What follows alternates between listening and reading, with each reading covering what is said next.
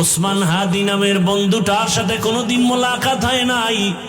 ও আল্লাহ, কিন্তু একটা পশু কেউ যদি আক্রমণ করে পশুর উপরে সহ্য করা যায় না, আর সেখানে একটা তাজা প্রাণ চলে যাবে। আয় আল্লাহ, এটা অন্তরকে মানানো যায় না। আয় আল্লাহ তাআলা, আপনার কুদরতের ফয়সালা। আয় আল্লাহ, আজকে শুনলাম তিনি দুনিয়াতে জিন্দা নাই। আয় আল্লাহ, তাকে শাহাদাতের মর্যাদা দান করেন। এরকম আমার কলিজার যত যুবক, তাদের নিরাপত্তার জন্য আপনি কুদরতের দরজা খুলে দেন রে আল্লাহ।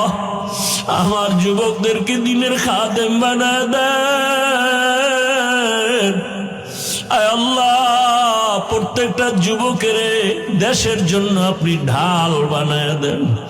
আয় আল্লাহ, কত যুবকের কথা শুনলে কলিজাটা ঠান্ডা হয়ে যায়। আমরা দিনের কাজ করি, দেশের কাজ করি, জনগণের পেছনে খেদমত করি এক লাইনে, আর আমার যুবক বাবারা কিছু আছে তারা ভিন্ন লাইনেই দেশের জন্য কাজ করেন, জনগণের জন্য কাজ করেন। আয় আল্লাহ, দেশের দরদি, জনগণের দরদি, দ্বীনের দরদি যারা, কুদরতে তারা তাদের হেফাজত করেন। আল্লাহ, আপনি ছাড়া আমাদের আপন